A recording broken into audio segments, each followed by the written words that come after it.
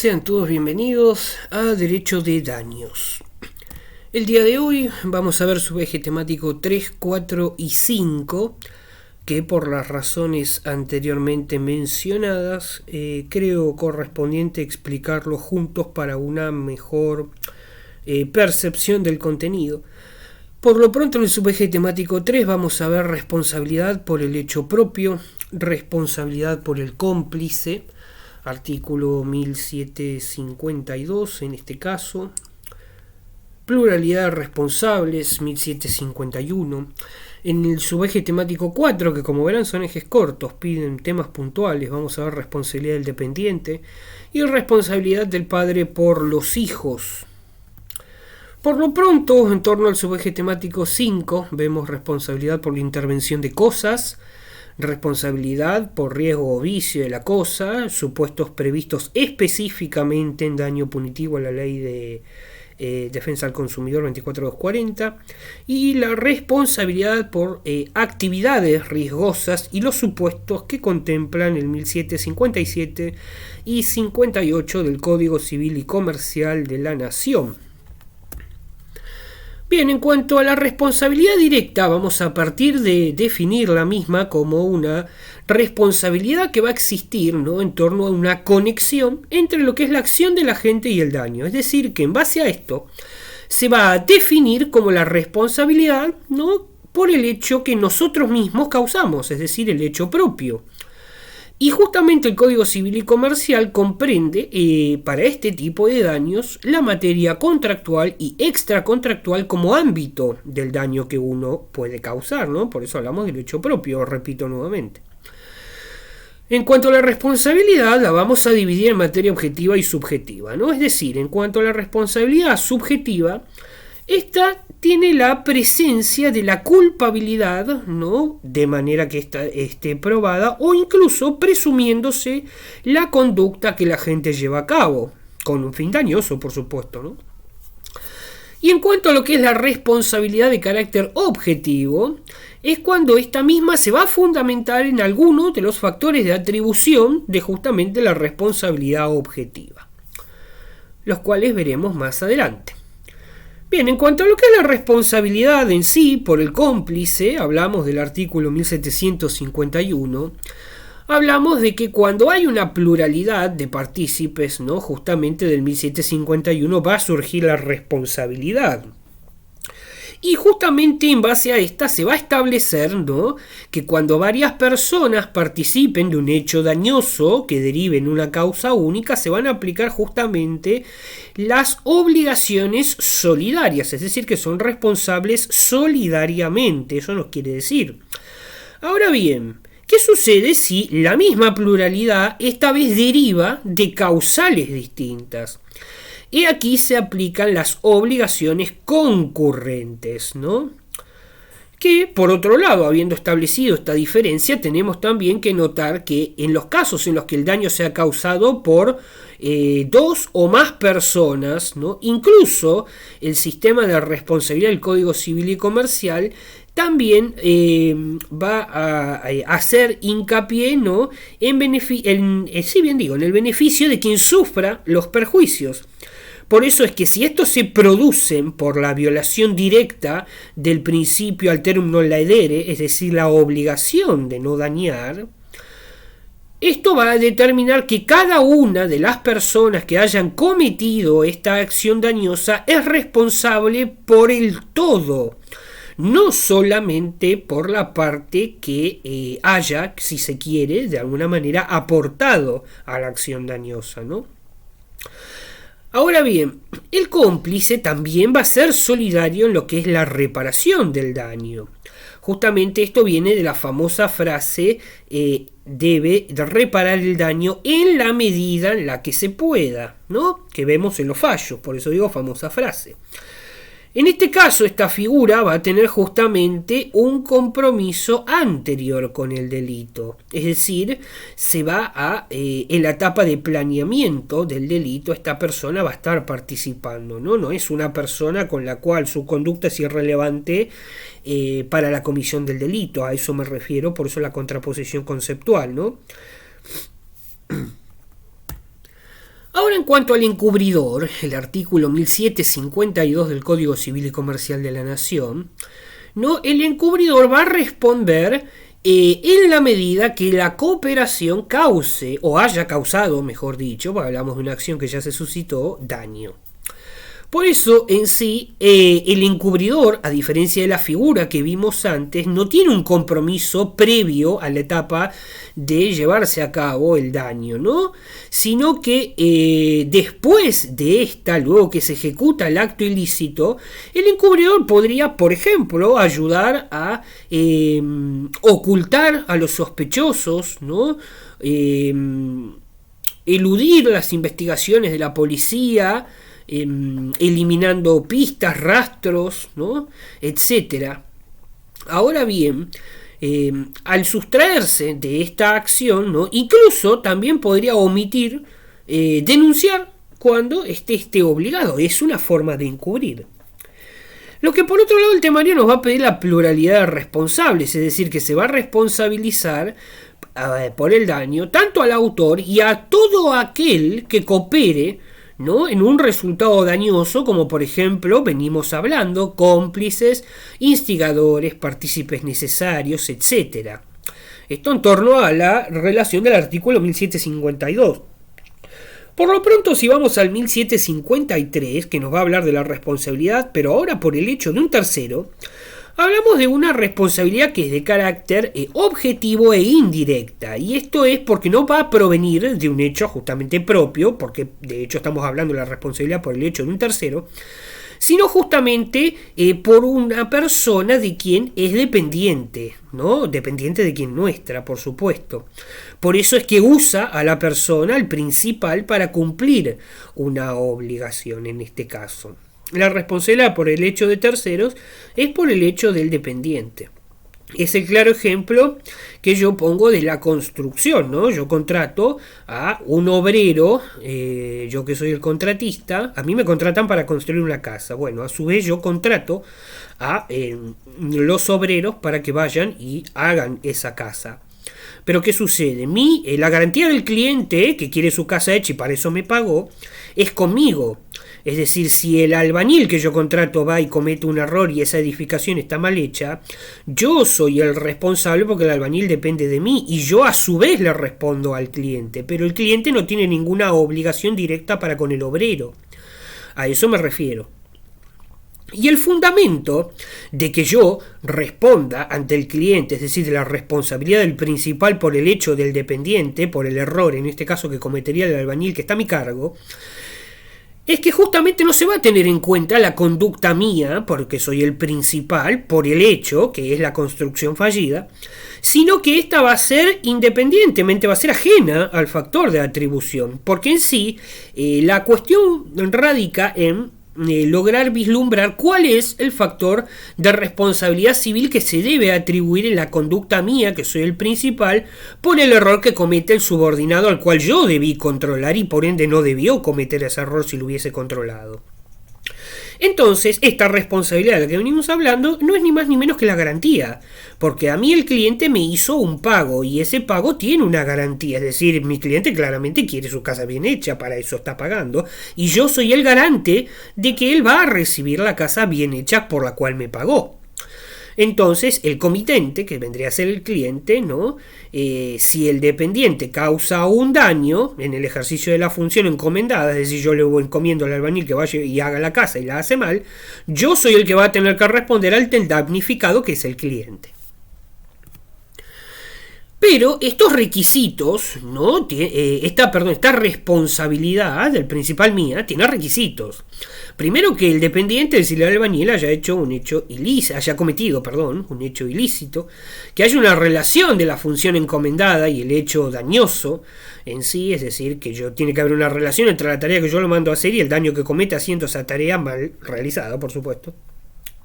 Tiene que haber un daño sufrido por un tercero, que sería el cliente, claramente tiene su casa mal hecha.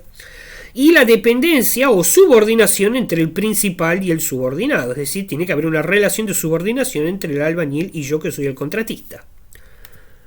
Por ende, el albañil va a tener que demostrar que se desempeñó bajo mis propias órdenes, ¿no? Ahora bien, por otro lado, el temario nos va a pedir los requisitos de los padres por los daños, ¿no?, que sus hijos causen, es decir, cuando los padres son responsables, bajo qué circunstancias, por los daños causados por los niños en sí. Bien, los padres a priori van a ser solidariamente responsables por los daños causados por los hijos que se encuentren bajo su responsabilidad parental, es decir, bajo su cuidado y por supuesto que habiten en su propia casa, bajo su propio techo, independientemente de la responsabilidad que le pueda caber a los hijos, ¿no? Que esto lo vamos a ver más adelante, hablamos en los casos, por ejemplo, de menores de edad con título habilitante, profesional, ¿no? Por supuesto. Y también nos pide que sepamos cuándo, bajo qué supuestos, mejor dicho, va a cesar la responsabilidad paterna, ¿no? Por lo pronto, como habíamos dicho, la responsabilidad de los padres por los daños que sus hijos causen es objetiva, ¿no? Y va a cesar cuando el hijo esté bajo la vigilancia de otra persona, ¿no?, independientemente que sea permanente o transitoria, salvo en los casos en los que no cesa es cuando haya delegación del ejercicio. Eso ténganlo en cuenta. Que también, por otro lado, los padres no se van a liberar, ¿no? Incluso si el hijo es menor de edad y no convive con ellos. Tampoco van a responder por los daños causados por los hijos en tareas que tengan que ver con el ejercicio de su profesión. Por eso habíamos hablado de menores con título profesional habilitante. Lógicamente la responsabilidad se va a extinguir, ¿no? Estos son todos tips para el examen, cuando el hijo cumple la mayoría de edad, es decir, 18 años. Y desaparece también la responsabilidad por los perjuicios que provoquen los hijos menores en el incumplimiento de obligaciones válidamente contraídas. Volvemos a hablar del mismo caso de menores con título habilitante, ya que pueden estar en juicio por únicamente obligaciones que deriven del ejercicio de su profesión para la cual están habilitados en este caso, ¿no? Y me voy a adelantar un poco, porque si bien lo veo más adelante, hay otro supuesto en el que cesa la responsabilidad cuando los hijos, independientemente de la edad, son puestos bajo la vigilancia del establecimiento educativo, es decir, en el lapso horario que las criaturas de Dios estén bajo el cuidado del colegio. El colegio es responsable por los daños que la criatura cause, independientemente si lo hace dentro o fuera de la institución. Por lo pronto los padres no vamos a responder por eso. Ahora bien, habiendo aclarado estos supuestos, vamos a la responsabilidad civil que deriva de la intervención de cosas y también vamos a ver el supuesto de las actividades riesgosas, ¿no? El ejemplo más claro de la responsabilidad civil derivada por la intervención de cosas es el hecho de conducir, ¿no? El simple hecho de manejar, el Código Civil y Comercial toma al vehículo, al automotor, como el uso de la cosa riesgosa, es decir, es una cosa riesgosa que no se puede eliminar de la sociedad, la acción de conducir. Por ende, por supuesto, tomando, o por lo menos se cree que tomando los recaudos necesarios se evitarían accidentes de tránsito en este caso, ¿no? Por lo pronto, más allá del ejemplo, que ya lo tiene, lo acabo de dar, el 1757, nos va a decir que toda persona va a responder por el daño que cause la cosa viciada o riesgosa, ¿no? O incluso de las actividades que sean riesgosas o peligrosas por su naturaleza, que podría ser, por ejemplo, este deporte extremo llamado bungee jumping, por ejemplo, ¿no? En las cuales ha habido muchas noticias de que cuando la gente se arroja al vacío, en el lapso que van en caída libre, se corta el tensor por X, mal mantenimiento o indebido uso, etcétera, ¿no? Que incluso las compañías, antes de hacer el salto, nos hacen firmar una responsabilidad, o mejor dicho, un eximente de responsabilidad para ellos, el cual claramente se tiene por no escrito ante un problema como estos, más allá que lo hayamos firmado. Pero bueno, este es un ejemplo de una actividad riesgosa por la cual, por supuesto, la empresa va a responder, ¿no? Por otro lado, la responsabilidad, tenemos que saber, en este caso va a ser objetiva, por eso es que no va a ser un eximente la autorización administrativa para el uso de la cosa o la realización de la actividad, ¿no? Por ejemplo, una obra pública podría ser, ¿no? El hecho que el expediente de licitación de la obra pública nos autorice a usar, no sé, una tuneladora, y nosotros como operarios la operemos mal y hagamos mal un túnel, por ejemplo, nos desviemos del recorrido y tenemos la mala suerte, no sé, de perforar una instalación de gas y causar una explosión, ya que nos desviamos del recorrido, bueno, el hecho de que la obra nos haya autorizado a utilizar esa máquina no quiere decir que nos eximamos de la responsabilidad de haberla operado mal, ¿no? Porque eso ya es deber del operario en este caso. Ahora bien, vamos a hacer algunas definiciones, ¿no? O aclaraciones de quizá cosas que venimos hablando en la materia y por ahí son obvias, ¿no? Y como yo siempre digo, cuanto más obvio, más difícil es. Entonces vamos a refrescar algunos contenidos básicos, conceptos que nos van a servir para el desarrollo de la materia. Hablamos de la cosa riesgosa como aquellas cosas que pueden generar un daño, un peligro, como por ejemplo maquinarias, como le dije recién, la tuneladora, la manipulación de veneno en una empresa que elimina plagas, por ejemplo, explosivos cuando hablamos de un ingeniero en detonación, por ejemplo, que maneja explosivos, por supuesto está autorizado, pero no deja de ser peligroso, ¿no? Claro está. Ahora en cuanto al vicio, que también hablábamos del vicio de las cosas, la cosa viciada, hablamos de una cosa que tiene un defecto y por ese defecto se hace impropia para su uso, para el funcionamiento que nosotros queremos darle, ¿no? Es decir, que en torno a ese uso podría incluso provocar un daño. Fallan los frenos de un tren, la masacre de Once, por ejemplo. Fallas en un tren de aterrizaje, que ha pasado mucho, de un avión o un montacargas, lo que sea.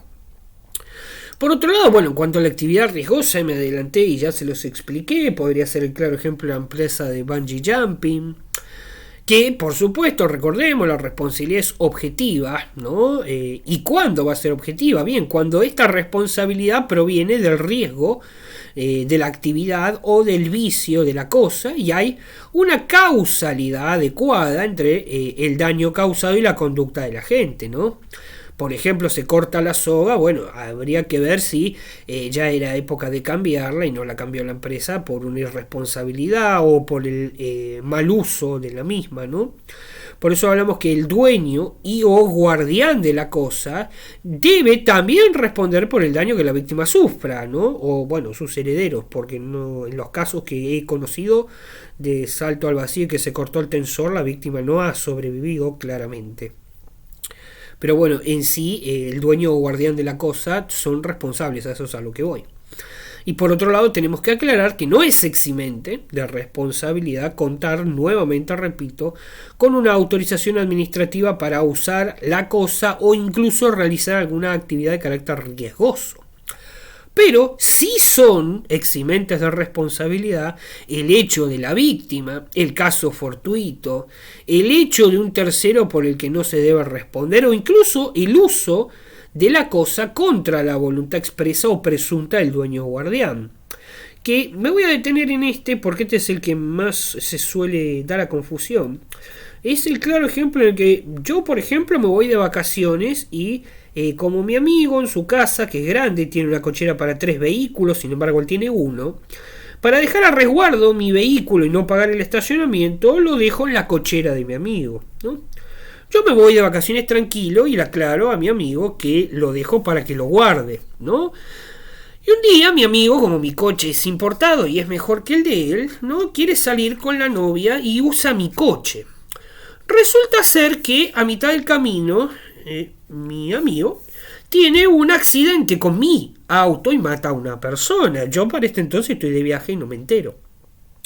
Sucede que yo no soy, respondo solidariamente. ¿Por qué? Porque soy el dueño de la cosa y él era el guardián. Él tenía el deber de guardarla, no de usarla. Y yo le aclaré que era para guardarlo. Entonces, ¿cómo yo me eximo de la responsabilidad de tener que responder, valga la redundancia, por la muerte que mi amigo causó?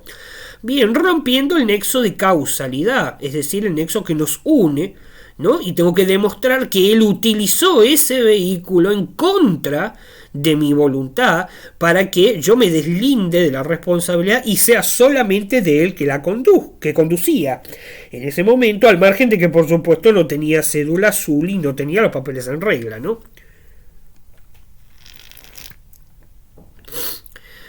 Ahora bien, en cuanto a los supuestos, que les van a preguntar a ustedes, supuestos del 1757, que ya lo vimos, y 1758, que es de lo que venimos hablando, en sí se va a extender un poco más, no es más de lo que venimos hablando, nos va a hablar del dueño y guardián de la cosa en cuanto a la responsabilidad concurrente, que es lo que recién les expliqué, ¿no? Y nos va a decir que se va a considerar guardián a quien va a ejercer, ¿no?, por sí mismo o por un tercero el control, uso y o dirección, nos va a decir, de la cosa, obteniendo un provecho de ella. Y de igual manera también se aclara que el uso en contra de la voluntad expresa y o presunta del guardián va a eximirlo de la responsabilidad, ¿no? Que por otro lado, si hablamos en vez de la cosa riesgosa de una actividad que es de carácter riesgoso, va a responder quien la realiza u obtiene un provecho de esta actividad. Ahora bien, ya habiendo aclarado estos supuestos, vamos a dar un drástico salto, según el temario nos va a pedir, el 1759, que básicamente es el daño que causan los animales, ¿no? Independientemente de cuál sea la especie, lo va a comprender el 1757. Es decir que, volvemos a lo mismo, no tiene que ver con la ferocidad o no del animal, por el cual podría considerarse cosas riesgosas, ¿no? Y las actividades que podrían llegar a servirse o emplearse animales que se consideren actividades riesgosas o peligrosas, como por ejemplo la caza podría ser. En este caso, la caza, digo, por el tipo de razas que se suele usar más allá de los rastreadores, ¿no?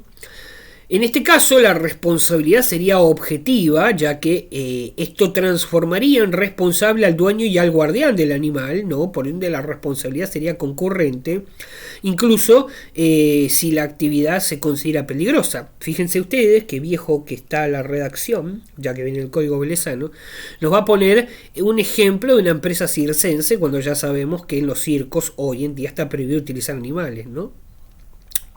Y también nos decía en torno a este ejemplo, en cuanto a la posibilidad de abandonar al animal para librarse de la responsabilidad, que era lo que hacían los circos, no estaba mencionada, pero sí se mencionaban los eximentes de la responsabilidad, que volvemos a lo mismo. Hablamos del hecho de la víctima, el caso fortuito, el hecho de un tercero por el que no se responde y el uso en contra de la voluntad tácita o expresa del guardián o dueño de la cosa. Por otro lado, ¿no?, es importante, bueno, en el examen preguntan esta comparación del Código Velezano, me había olvidado. El Código Velezano nos daba, entre los casos, ¿no?, en 1757, es decir, los casos en los que el animal se podía soltar o perder, ¿no?, sin la culpa de los que debían cuidarlo. En sí, en principio, habría una responsabilidad del dueño o guardián, pero incluso también, depende del caso analizado, es importante que sepan que podría haber caso fortuito. Bien, y aquí hemos finalizado eje 3, 4 y 5, como verán, son cortos, por lo que vamos a proceder a finalizar la materia con el subeje temático 6, responsabilidades especiales. En este subeje temático vamos a ver la responsabilidad patrimonial estatal, la responsabilidad en las profesiones liberales que yo les venía comentando en el eje anterior, es decir, por ejemplo, los menores con título habilitante de carácter profesional. La responsabilidad también vamos a ver por el daño que causen los automotores, que es el uso de la cosa riesgosa, también les di una pequeña introducción en los ejes anteriores. Y la responsabilidad colectiva y los supuestos específicos que preguntan en el examen, que son los del 1760, 61 y 62 del Código Civil y Comercial de la Nación. Bien, vamos a empezar con este último eje de la materia en torno a lo que es la responsabilidad de la persona jurídica. Vamos a empezar por el 1763. En sí, la persona jurídica va a responder por el daño que causen aquellos quienes dirijan esta empresa, podría ser, o incluso la administren ocasionalmente en el ejercicio de las funciones de la misma. Ahora en torno a la responsabilidad estatal, ¿no? Si lo vemos concordantemente con el artículo 1765, la responsabilidad estatal se va a regir por los principios del derecho nacional administrativo o incluso del derecho local, por supuesto, según corresponda al ordenamiento, ¿no? Es decir, que en base a esto, cada municipio, cada provincia podría regular la responsabilidad patrimonial, ¿no? Ya que en sí, en esta materia, el Código Civil y Comercial no se va a aplicar ni siquiera subsidiariamente. Ahora bien, en base a este ámbito de la responsabilidad estatal, van a pedir en el examen ejemplos concretos del 1766 en cuanto a la responsabilidad del empleado público, que básicamente es el empleado del Estado. Por eso en sí, los hechos y omisiones de funcionarios públicos en el ejercicio de las funciones, ¿no? Por supuesto por no cumplir, o incluso cumplir irregularmente, que básicamente hacerlo mal y no hacerlo es lo mismo, ¿no? Cualquier obligación legal que se desprenda del ejercicio de sus funciones, lo va a regir los principios de la administración nacional y o local, por eso hicimos la aclaración previa, que correspondan, ¿no? Y aquí tenemos la ley de responsabilidad estatal que se pregunta en el examen, la 26944, la cual ustedes luego van a tener que leer. Por lo pronto voy a hacer hincapié que, como siempre digo, voy a hacer hincapié en los artículos que suelen preguntar, pero eso no quiere decir que yo les esté diciendo indirectamente que no estudien el resto. Deben estudiarlos todos. Yo voy a hacer hincapié en los que suelen preguntar en el examen. Por lo pronto es el artículo 2, uno de los que más preguntan, que es el que exime al Estado y nos va a decir los supuestos por los cuales el Estado va a ser eximido, ¿no? Que son por los daños y perjuicios que puedan derivarse de fuerza mayor, casos fortuitos, ¿no? Salvo que el Estado expresamente los haya asumido. Por otro lado, el artículo 5, en cuanto a la responsabilidad del Estado por una actividad legítima. ¿Y por qué lo preguntan? Bien, porque este supuesto es de carácter excepcional, ¿no? Ya que en ningún caso, y repito, porque esto es algo que quieren escuchar, en ningún caso va a proceder la reparación por parte del Estado en torno al lucro cesante. Ahora bien, en base a esto, la indemnización de la responsabilidad del Estado por una actividad que sea legítima, la única indemnización que va a comprender es el valor del bien y el valor de los daños, ¿no? Que por supuesto sean consecuencia directa e inmediata de esta actividad lícita desplegada por la autoridad pública, es decir, por el Estado. Por otro lado, toman el artículo 7, porque el artículo 7 es el que contiene el plazo de la demanda, que son 3 años, ¿no?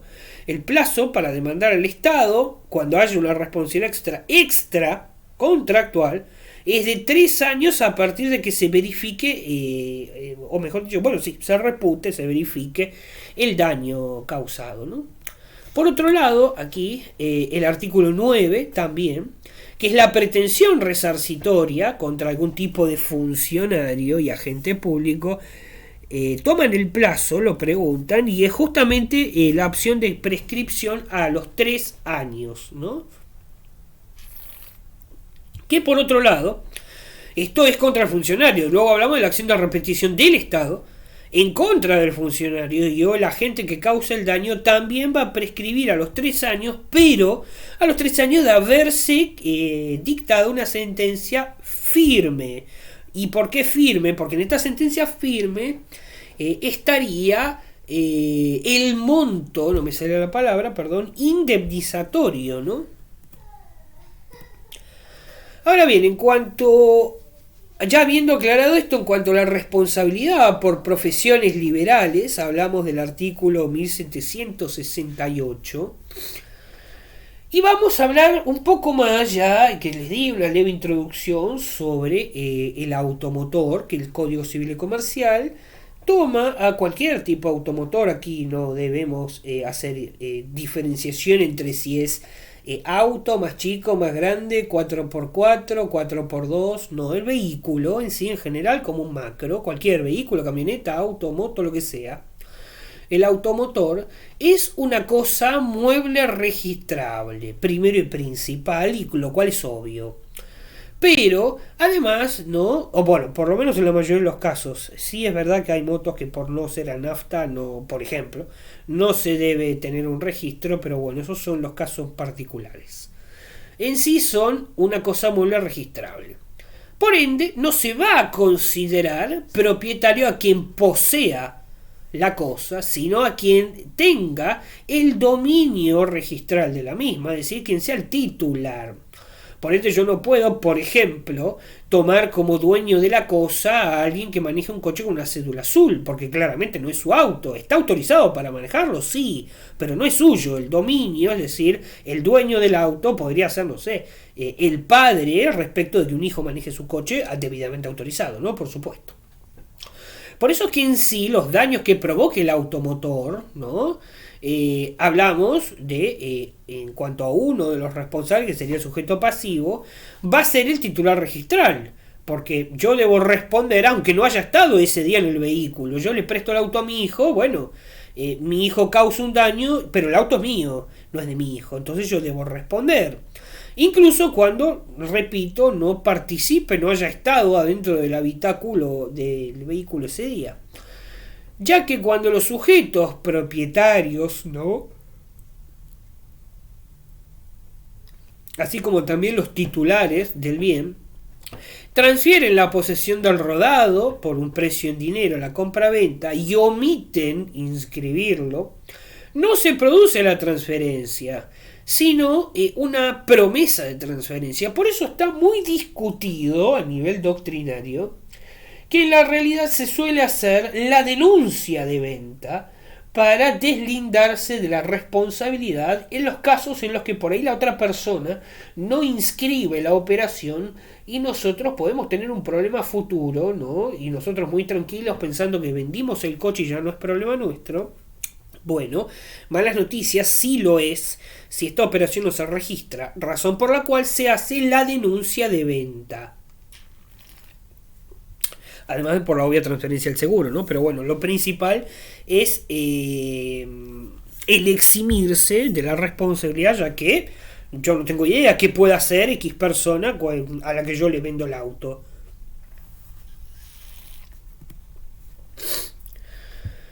Ahora pasamos al 1769, ¿no? El daño en el automotor.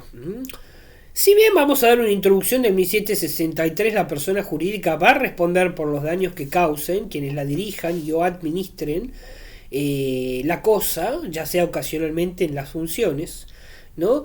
Vamos a dar justamente un repaso nuevamente en la responsabilidad del Estado con el 1765, que se va a regir por el derecho administrativo nacional o local. Nuevamente vamos a dar un último repaso sobre tres conceptos básicos que nos van a servir por la responsabilidad del empleado público y el artículo 1766 en cuanto a la omisión de funcionarios públicos, ¿no? ¿Y por qué refresco esto nuevamente? Y en razón de la responsabilidad por daño en automotores, que parecería un título que no corresponde al contenido. Bien, corresponde al contenido porque en este caso lo que se demuestra, ¿no? Para que no se malentienda, que no hablamos solamente de autos particulares en este caso. ¿Por qué? Porque se conoce que los funcionarios públicos también tienen flotas de vehículos a su disposición. En este caso, por supuesto, el chofer, ¿no? Van a tener chofer los funcionarios de alto rango. Y justamente, ¿quién es el responsable aquí? Porque aquí no hay un particular. Bueno, no hay un particular, pero de alguien es ese vehículo. Bien, habría que ver el supuesto en el que el Estado, por supuesto, va a ser titular. Por lo pronto, hay supuestos en los que no, pero bueno, mayormente el Estado es titular de la flota de vehículos, por lo cual no sería, tendrá que accionar solidariamente con el chofer de de ese vehículo que cause la muerte de un pasajero en razón de transportar a un funcionario público, no sé, por apurarse a haberse pasado un semáforo en rojo. Pero quiero decir que a esto va el tema en relación al refresco de conceptos. No solo hablamos de autos de un particular, sino que el Estado incluso también va a tener que responder por un tercero. En este caso, ante el mismo ejemplo, una flota de vehículos que le pertenece a la nación. Ahora bien, en cuanto a la responsabilidad colectiva, ¿no? Hablamos de la cosa, por ejemplo, suspendida o arrojada. Aquí es un poco más fácil porque hablamos de 1760, 61 y 62, van todo de corrido.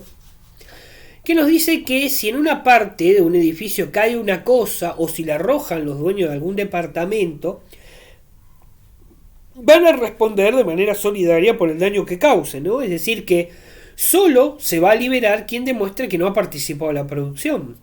Por ejemplo, ¿no? Yo tengo una fiesta en casa con un montón de amigos y de repente suena el timbre y yo bajo a buscar la pizza que vino. En el interín de que yo estoy bajando por el ascensor hacia la planta baja, dos de las personas que estaban adentro de mi departamento en estado de ebriedad, producto de haber, por supuesto, consumido demasiado alcohol, claramente, arrojan una botella, esta atraviesa la ventana y el balcón y cae a la planta baja partiéndole la cabeza a alguien, ¿no?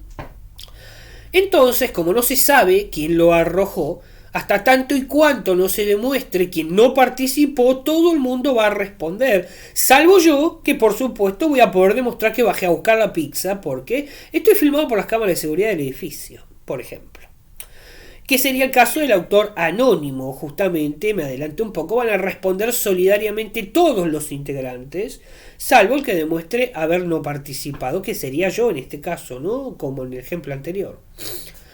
Ahora bien, también tenemos, más allá de estos dos supuestos, la actividad peligrosa de un grupo. Es decir, que un grupo va a realizar una actividad peligrosa para terceros, ¿no?